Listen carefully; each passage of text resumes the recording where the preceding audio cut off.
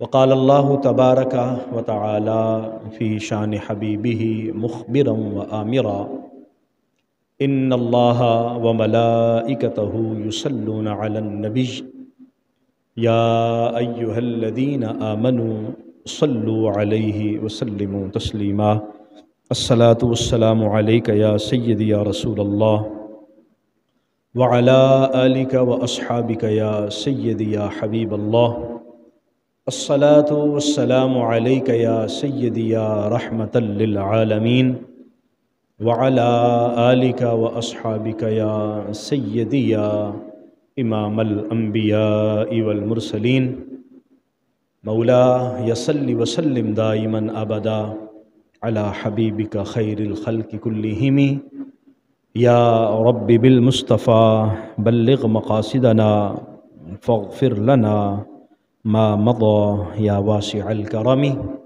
اللهم صل وسلم وبارك على سيدنا ومولانا محمد اجود الخلق وعلى آلہ وصحبہ اجمعین۔ معزز و محترم برادران اسلام، عقیدہ آخرت ہمارے بنیادی عقائد میں ہے۔ مرنے کے بعد دوبارہ زندہ کیا جانا اور اللہ کی بارگاہ میں حاضر ہونا، اعمال کا حساب دینا، آخرت کے جملہ امور، جنت اور دوزخ کا انتظام، یہ سارے وہ امور ہیں جن کا قرآن و حدیث میں بڑے واضح انداز میں ذکر کیا گیا ہے۔ ہمیں دوبارہ زندہ کیا جائے گا، ہماری اللہ کی بارگاہ میں حاضری ہوگی۔ اللہ تبارک و تعالی نے قرآن مجید کے اندر قیامت کے احوال کو بڑے جاندار طریقے سے بیان کیا ہے، اور کائنات کی ہر چیز کے فنا ہو جانے کا ذکر کیا گیا۔ ہر چیز کو فنا ہے۔ کل من علیہا فان ویبقا وجہ ربک ذو الجلال والاکرام۔ ہر چیز فنا ہوگی، بقا صرف اور صرف اللہ کی ذات کو ہے۔ اور جو ہمارے پاس دنیا کی جو بھی چیزیں ہیں، جو بھی دنیا کے وسائل ہیں، مظاہر فطرت ہیں، یہ سب کے سب ختم ہو جائیں گے۔ ما عندکم ینفد وما عند اللہ باق۔ جو کچھ تمہارے پاس ہے وہ ختم ہو جانے والا ہے، اور جو اللہ کے پاس ہے وہ باقی رہنے والا ہے۔ اللہ جس کو بقا عطا فرمائے وہ بقا والا ہے، اس کو بقا نصیب ہوگی۔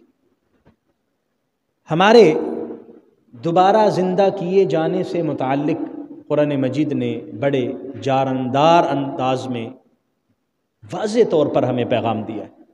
اَوَلَمْ يَرَ الْإِنسَانُ أَنَّا خَلَقْنَاهُ مِن نُطْفَةٍ فَإِذَا هُوَ خَصِيمٌ مُّبِينٌ۔ کیا انسان نے دیکھا نہیں ہے کہ ہم نے اسے ایک نطفے سے پیدا کیا ہے اور پھر وہ جھگڑا کرنے لگ جاتا ہے۔ انسان ایک نطفے سے، پانی کے قطرے سے پیدا ہوا، اور جب پلا بڑا جوان ہوا، اللہ نے اس کو عقل و شعور عطا فرمایا، اور وہ جب فہم و فراست والا بنا تو وہ یہ سوچنے لگ پڑا کہ میں دوبارہ زندہ کیسے کیا جاؤں گا۔ وَضَرَبَ لَنَا مَثَلًا وَنَسِيَ خَلْقَهُ قَالَ مَن يُحْيِي الْعِظَامَ وَهِيَ رَمِيمٌ۔ اللہ تعالیٰ نے ارشاد فرمایا کہ انسان ہمارے لیے مثالیں بیان کرتا ہے کہ یہ چیز کیسے ہو سکتی ہے، یہ کیسے ممکن ہے، اور وہ صغرے کبرے ملاتا ہے، وہ سائنس کی توجیحات پیش کرتا ہے، یہ کیسے ہوگا، یہ کیسے ہوگا۔ ہمارے یہ ساری چیزیں چھوڑ دے انسان اور اپنی تخلیق کو کم سے کم دیکھ لیتا۔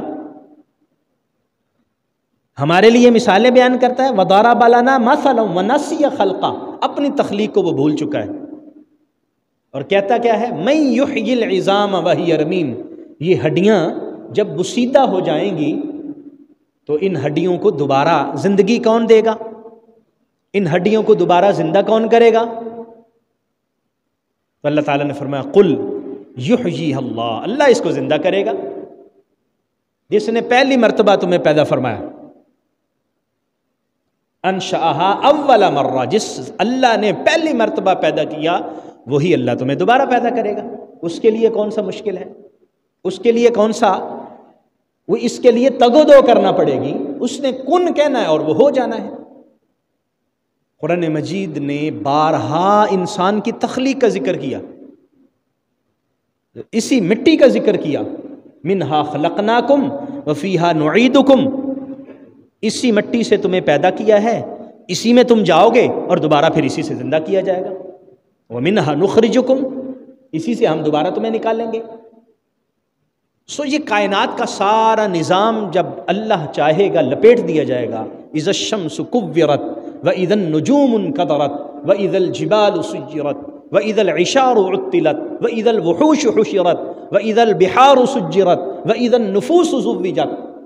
اللہ تعالیٰ نے قیامت کے منظر نامے کو بڑے خوبصورت انداز میں اور بڑی تفصیل کے ساتھ بیان فرمایا۔ سورج لپیٹ دیا جائے گا، آسمان کے تارے گر جائیں گے، پہاڑ ٹکڑے ٹکڑے ہو کر ریزہ ریزہ ہو کر اپنی جگہ چھوڑ دیں گے اور روئی کی طرح یہ اڑتے پھریں گے۔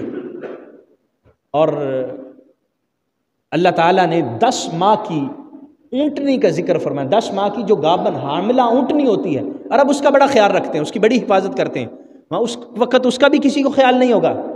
اذا العشار عطلت واذا الوحوش حشرت، یہ جو جانور ہیں یہ بھی ایسے بھاگتے پھریں گے۔ اللہ تبارک و تعالیٰ نے سورہ انفطار کے آغاز میں بھی فرمایا اذا السماء انفطرت، آسمان پھٹ جائے گا، جتنے کے جتنے آسمان ہیں۔ وَإِذَا الْكَوَاكِبُ انتَثَرَتْ وَإِذَا الْبِحَارُ سُجِّرَتْ، یہ سارا منظرنامہ اللہ نے قیامت کا بیان کیا ہے، اور ہمیں بار بار اس عقیدے کو سمجھنے کا اور اپنے ذہن میں بٹھانے کا حکم ارشاد فرمایا، تاکہ عقیدہ آخرت ہمارا مضبوط ہو اور ہمیں یہ احساس ہو کہ ہمیں اللہ کی بارگاہ میں حاضر ہونا ہے۔ ہم جو ایمان کی صفات یاد کرتے ہیں اس میں جو ہمیں عقیدہ بتایا گیا ہے وہ کیا عقیدہ ہے؟ والبعث بعد الموت، موت کے بعد دوبارہ زندہ کیا جانا، ہم اس پر ہم ایمان لے کے آئے ہیں۔ تو یہ ایمان کیسا ایمان ہے کہ جو زبان سے تو ہمارے ادا ہوتا ہے، چلے ہم دل سے بھی اس کا اقرار کر رہے ہیں، لیکن وہ ہمارے ذہن میں مستحضر نہیں رہتا، وہ ہمیں یاد نہیں رہتا۔